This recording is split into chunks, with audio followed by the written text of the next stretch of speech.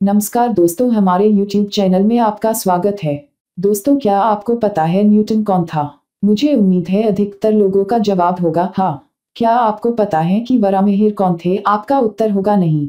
वराहमिहिर वह ज्योतिष शास्त्री थे जिन्होंने न्यूटन से सदियों पहले गुरुत्वाकर्षण बल की खोज कर ली थी। वराहमिहिर का जन्म उज्जैन के समीप कपिथा गांव में एक ब्राह्मण परिवार में हुआ था। पिता आदित्यदास सूर्य के उपासक थे। उन्होंने मिहिर का अर्थ सूर्य भविष्य शास्त्र पढ़ाया था। मिहिर ने राजा विक्रमादित्य के पुत्र की मृत्यु 18 वर्ष की आयु में होगी, यह भविष्यवाणी की थी। हर प्रकार की सावधानी रखने के बाद भी मिहिर द्वारा बताए गए दिन को ही राजकुमार की मृत्यु हो गई। राजा ने मिहिर को बुलाकर कहा, मैं हारा, आप जीते। मिहिर ने नम्रता से उत्तर दिया, महाराज, वास्तव में तो मैं नहीं, खगोल शास्त्र के भविष्य शास्त्र का विज्ञान जीता है। महाराज ने मिहिर को मगध देश का सर्वोच्च सम्मान वराह प्रदान किया और उसी दिन से मिहिर वराहमिहिर के नाम से जाने जाने लगे। भविष्य शास्त्र और खगोल विद्या में उनके द्वारा किए गए योगदान के कारण राजा विक्रमादित्य द्वितीय ने वराहमिहिर को अपने दरबार के 9 रत्नों में स्थान दिया। वराहमिहिर की मुलाकात आर्यभट्ट के साथ हुई। इस मुलाकात का यह प्रभाव पड़ा कि वे आजीवन खगोल शास्त्री बने रहे। आर्यभट्ट वराहमिहिर के गुरु थे। आर्यभट्ट की तरह वराहमिहिर का भी कहना था कि पृथ्वी गोल है। विज्ञान के इतिहास में वह पहले व्यक्ति थे जिन्होंने बताया कि सभी वस्तुओं का पृथ्वी की ओर आकर्षित होना किसी अज्ञात बल का आभारी है।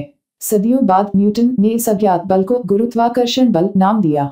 अमेरिका का वैज्ञानिक संस्थान नासा और भारत का इसरो मंगल ग्रह के बारे में जिन तथ्यों पर रिसर्च कर रहे हैं उनका उल्लेख तो सदियों पहले आचार्य वराहमिहिर जी ने अपनी किताब में कर दिया था। सदियों पहले की गई उनकी इस रिसर्च से वैज्ञानिक आज भी हैरान हैं। सदियों पहले महान खगोल शास्त्री वराहमिहिर ने सूर्य सिद्धांत नामक ग्रंथ की रचना की थी।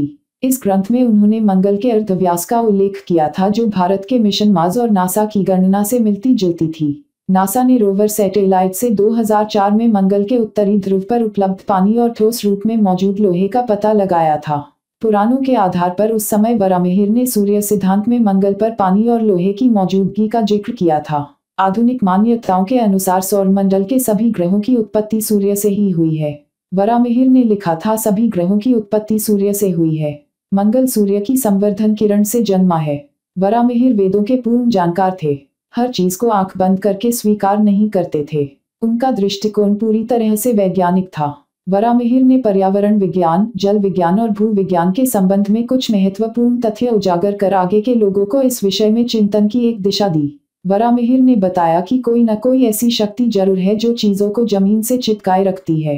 बाद में इसी कथन के आधार पर गुरुत्वाकर्षण के सिद्धांत की खोज की गई। उन्होंने बताया कि पौधे और दीपक इस बात की ओर इंगित करते हैं कि जमीन के नीचे पानी है।